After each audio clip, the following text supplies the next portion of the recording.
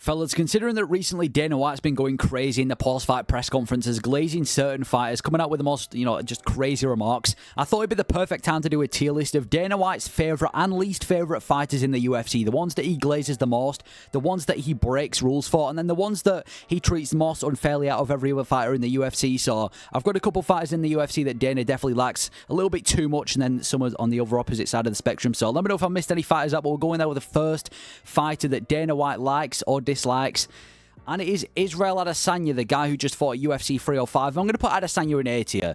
Listen, there's definitely fighters who Dana White glazes more, but yeah, Adesanya is definitely one of Dana White's favourite fighters. I mean, first thing, getting an immediate title shot against Dricus du Plessis. Listen, I can understand he was the biggest pay-per-view draw, and it was a fight that I was looking forward to, so I'm not going to complain too much and say it was one of the most undeserved title shots in UFC history. But previous to that fight, he'd got dominated by Sean Strickland, and then previous to that, he beat Alex Pereira, and then before that one, he got finished by Pereira. So it wasn't like he had this massive legacy immediately before the loss to Sean Strickland, because obviously he had the Pereira fights. But yeah, Dana White Adesanya is definitely one of Dana White's favourite fighters in the UFC. I mean, he was one of the biggest pay-per-view stars at the time, and you can even tell during the Adesanya and Pereira build-up as well. Dana White was hoping that Adesanya was going to pull through. You could just see from the reaction from the knockout as well. Yeah, Adesanya's going to go in A tier. One of Dana White's favourite fighters, not someone that he glazes too much, but I don't think we're ever going to see Adesanya in a fight where it's not a number one contender fight against another big name, or it's not a title shot that he gets immediately. Like, if Adesanya wins his next fight, you already know he's going to be getting a title shot. So Israel Adesanya, one of Dana's favourites. He breaks rules for Adesanya. I'm going to put Adesanya in A tier. Then we've got somebody on the opposite side of the spectrum, and it is Aljamain Sterling. I'm going to put Aljamain Sterling in C tier. I understand why Dana White isn't a big fan of Aljamain Sterling. He wasn't the most promotable guy. He wasn't the most interesting to watch. He had a very controversial title run as well. He beat an injured TJ Dillashaw after a layoff. Then he got those wins over PTN, which one of them was a robbery. Well, not a robbery, but a super, super close fight. And then one of them was the DQ, which no one agreed with. And then the other one was an old Henry Cejudo returning after his layoff. And then he got KO'd by Aljamain Sterling. And you could just tell when Aljamain Sterling got knocked out by Sean O'Malley, Dana White was so relieved. He was praying that Sean O'Malley was going to pull through, and he did. And you could tell, like most fighters, after the getting a couple of defenders on their belt, they either get an immediate rematch, they get a number one contender fight against somebody else in their division, or something like that. Aljamain Sterling, I know he wanted to move up, but the dude that got a fight with Calvin Kattar, this, one of the greatest bantamweights of all time, the dude who had a couple of defenses in a row, lost his belt to Sean O'Malley, then he had to go up and fight number 9th ranked or whatever he was, Calvin Kattar, in a completely different division, and now he's having to build himself up in a completely new division after just being the defending champion of the bantamweight division. So definitely not one of Dana White's favourites. You could even tell after he initially pulled out of that fight with PTN the second time around due to that neck injury and he had to have surgery. Dana White wasn't a fan of that. I'm surprised he didn't strip him from the belt. But yeah, Aljamain Sterling is going to go in C tier. There's fighters that Dana White hates more than Aljamain Sterling, but he's definitely not a fan favourite. You could even see when he was wrapping that belt around Aljamain Sterling when he won it on the DQ against PTN. He was fuming. So Aljamain Sterling's going to have to go in D tier. Then we've got Tom Aspinall. I'm going to put Aspinall in C tier as well. Listen, I don't know if it's that Dana White doesn't like Tom Aspinall or if it's just that he likes Jon Jones that much that he's going to break rules. But in any other division, I mean, first of all, you're going to get a title shot if you're the interim champion. That's the whole point of the interim belt. You get the interim belt, you get the title shot next in your division. To not only not get the title shot when you're getting the interim champion, but to go out there and defend the interim champion and still not be the next guy fighting for the heavyweight belt is crazy. You just got to feel bad for Tom Aspinall, the way that the UFC is treating him, because any other division with any other champion, he would have been the champion by now. But he's having to wait this long for Jon Jones. And you can just tell that when Tom Aspinall was facing Curtis Blades, Dana was hoping that Blades was going to pull through and beat Aspinall, because then the conversation of Aspinall beating Jones would be over, and they could happily go and do Jones versus Stipe to give Jon Jones a free layoff. And yeah, you could even tell how bad of a mood he was in after UFC 304. I know that was probably due to the main event more than anything, but you could tell even when he was saying good things about Tom Aspinall, he just wanted to skip through it and get it over and done with. So Tom Aspinall, the way that he's being treated by the UFC, he's got to go in C tier. Yeah, he's just being done dirty. He's being treated completely unfairly due to the whole situation, which is why every MMA fan doesn't want to see Jones versus Stipe. So for Tom Aspinall, again, I don't know if it's that Dana White doesn't like Aspinall or if it's just that he likes Jones that much, but he's going to have to make C tier. Then we've got Sean O'Malley. immediate S tier. I mean, like I said, the relief that Dana White must have had when Sean O'Malley went out there and knocked out Aljamain Sterling must have been crazy. He must have been so proud that Sean O'Malley was able to beat Aljamain Sterling. I mean, you can see for even in his early Contender Series days when he was saying that, Sean O'Malley is that thing. He is the guy that he wants in the UFC from the Contender Series. One of the best Contender Series reactions as well when O'Malley was in the Contender Series. And listen, I'm not saying that Sean O'Malley isn't the best in the world or anything like that. Obviously, he's proved he's the best bantamweight in the world currently, but this dude had a pretty easy road to the title. And I know he had a big fight against PTN in which most people were picking PTN to win, and I'm not talking about that. I'm talking about the fact that he got that PTN fight from a no contest against Pedro Munoz. His ranked fight was against Pedro Munoz. He had a no contest due to an eye poke, and it wasn't even like he was dominating that fight in the first place. And then he got a #1 contender fight against #1 ranked former champion PTN from that. That was obviously massive privilege that Dana White was given to Sean O'Malley. So yeah, Sean O'Malley's definitely going to go in S tier, and you can already tell that if Merab somehow beats Sean O'Malley, Dana White's going to be fuming. Even from the minute he joined the UFC from the Contender Series, Dana White was on Sean O'Malley's case, hoping he was going to get a win. And that's why he's been, and I don't blame him, to be fair, he's a fun fighter to see, but yeah, Sean O'Malley, he's going to have to go in S tier. Then we've got Alex Pereira. I'm going to put Pereira in B tier. I don't think Dana White overglazes Alex Pereira. I think it's pretty fair because, let's be honest, Pereira, he's active. He's a fun champion. He's a fan favourite. And he must be easy to work with for the UFC. He's saved multiple pay-per-views now, so it's not like Dana White going and saying good things about Alex Pereira is crazy. And to prove it even more that Dana White, likes Pereira as well, he was saying as well, I forgot which podcast it was on, but it was on a podcast after Pereira beat Yuri, saying that he likes the idea of Alex Pereira going up and fighting Jon Jones, which just shows that he's definitely fond of a big pay-per-view star like Alex Pereira doing it. But then when Tom Aspinall wants it, all of a sudden it's all about Stipe and Jon. So I'm going to put Alex Pereira in B tier. I don't think Dana White overglazes Alex Pereira. He's definitely not someone that Dana White doesn't like. I do think he was definitely favouring Adesanya to beat Pereira. But yeah, he's definitely one of Dana White's favourites. He's had nothing but good things to say about him, and I don't blame him. He must be easy to work with. Good pay-per-view star, fights active regularly, fun guy to watch, finisher as well. So I don't blame Dana White for liking Alex Pereira, so I'm going to put him in B tier. Then we've got Belal Muhammad.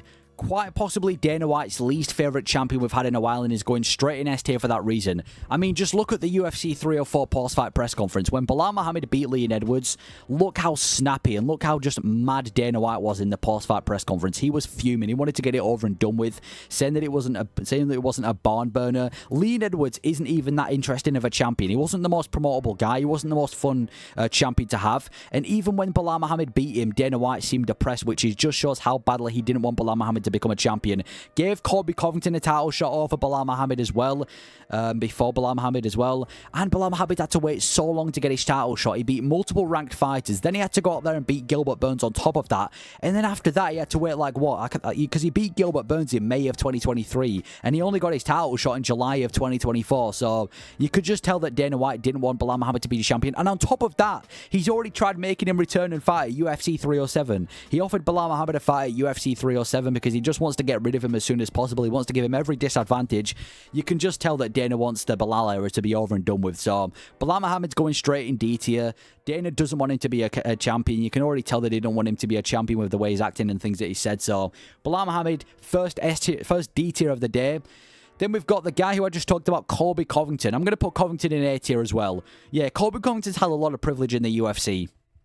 A lot of privilege in the UFC, which is crazy because at one point he was in a very similar position to guys like, not a similar position, but he was being treated unfairly by the UFC as well, where even when he was winning, he was basically getting promised that he was going to get cut from the UFC, and he managed to turn his career around.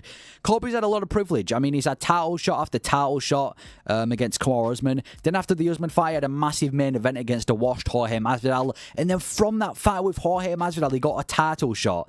That, to lose to Usman twice, get a win over a washed Jorge Masvidal by decision, and then get a title shot over Leon Edwards over Belal Muhammad was ridiculous. One of the most undeserving title shots we've had in a while. And yeah, Colby's always been one of Dana White's favourites. He's a promotable trash talker. but he's not the most interesting guy to watch, and he's obviously had some big privileges in his time. Like I said, getting an immediate title shot against Usman, and then having to go out there and get a free win over Jorge Masvidal, then getting another title shot against Leon Edwards. So Colby Covington's going to go in A tier, one of Dana's favourites like by far, and I can almost guarantee if Colby does return, it's probably going to be a #1 contender fight against somebody like Ian Gary, or a fight where if he wins, he can get another title shot on top of that. So Colby Covington's going to get A tier for that reason. Then we've got Sean Strickland. I'm going to put Strickland in. I'm going to put him in C. And yeah, I'm going to put him in C tier. I thought Dana White would be a massive fan of Sean Strickland because of how promotable he is, but apparently not. Again, this might just be another case of Dana White likes Adesanya that much, but I feel like Strickland's kind of been done dirty. Now, I know he did get he got gifted a title shot against Israel Adesanya in the first place. But that was, let's be honest, that was just to give Adesanya a highlight reel win. Dana White made that fight hoping that Adesanya was going to get a highlight reel win after his win over Pereira and start getting some momentum, and that he can finally be done with Sean Strickland. Then when Sean Strickland beat Adesanya, you could tell that Dana White wasn't a big fan of it. And then when Strickland had that extremely razor-close fight with Dricus du Plessis, then he ended up making Strickland fight Costa for a title shot. So yeah, it definitely wasn't a fair. On top of that as well, I'm pretty sure he's promised Whittaker versus Chimaev. I think the winner of that fight is going to be getting the next title shot in the middleweight division. So we might not even be seeing Sean Strickland get the next title shot in the first place. And he's going to be censored everywhere, which is probably only going to make things harder for the UFC. But yeah, I don't think Sean Strickland gets done dirty by the UFC. I don't think it's Tom Aspinall level, but yeah, the UFC are definitely favouring guys like Adesanya and other middleweight contenders over Sean Strickland, which is surprising considering how promotable he is. Then we've got another welterweight, former champion Leon Edwards. Leon's going to make C tier as well. The UFC are definitely not a big fan of Leon Edwards, but they made it seem that way. They made it seem like they were fans of Leon Edwards. That just shows how badly they hate Belal Muhammad. In the post-fight press conference, Dana was depressed that Leon lost the belt, but if that was Colby that had beaten Leon Edwards, they would have been happy. They wanted Usman to stay the champion. They didn't want Leon to get near that belt. That's why they gave Colby Covington a title shot as well. They were hoping that they could get Covington to beat Leon as well, and just the work that Leon had to do to get that title shot as well. I mean, there were times when I'm pretty sure he got injured or he had fights that got pulled out, and then he got kicked out the rankings just for getting injured, I'm pretty sure. Then he had to work himself back up on a massive winning streak. Then the UFC just weren't offering fights. They finally gave him a title shot, hoping that Usman was going to get the win. And Leon goes out there and gets the title shot. Gets the title shot and wins the belt. So definitely not one of the UFC's favourite champions. He isn't a promotable guy. He isn't a fun fighter to watch. They were hoping that Usman was going to stay the champion. They were hoping that Covington was going to win the belt. And let's be completely honest right now. Had Kamaru Usman beaten Leon in that first fight, Leon would have never been a big name. He would have never been a top contender. He would have just been treated like a pile of dog shit in the welterweight division, getting treated with these terrible matchups, having to work himself up to a title shot as well. So Leon's going to go with S tier. Listen, they favour him more than a guy like Belal Muhammad, but they still don't favour Leon Edwards against most other guys in that division, so he's going to have to make S tier. Then we've got Conor McGregor. I mean, he's just going to have to go in S tier. There's no explanation needed. He's the biggest pay-per-view star in UFC history. Just look at the fight with Floyd Mayweather. I mean, the fact that he even got a fight with Floyd Mayweather in the first place just shows the fact that Dana White will break rules for Conor McGregor. And that introduction he had to Conor McGregor where he was red, nearly exploded in that fight there. Yeah. In that build-up there. But yeah, Dana White and McGregor, I mean, listen, like I said, no explanation needed. He's the biggest pay-per-view star. He's the biggest draw. He's the biggest cash cow. The UFC are obviously always going to favour Conor McGregor over everybody in the UFC. Always going to be getting the main events. Always going to be getting the big fights. And rightfully so. He's the biggest pay-per-view star. So Conor McGregor, straight in S tier. Dana White's favourite fighter in the UFC. And I'm sure Dana White was fuming when that fight with Chandler couldn't be made immediately. Then we've got Demetrious Johnson. He's going to be another addition to the D tier. Yeah, Demetrious Johnson got done dirty his entire UFC career. Bear in mind, this dude is one of the greatest of all time. Definitely top 3 greatest of all time in MMA history. And the way that the UFC treated this dude, I mean, first of all, he had to defend his belt in fight nights as well. Didn't even get the pay-per-view privilege. Had to defend his belt in fight night main events.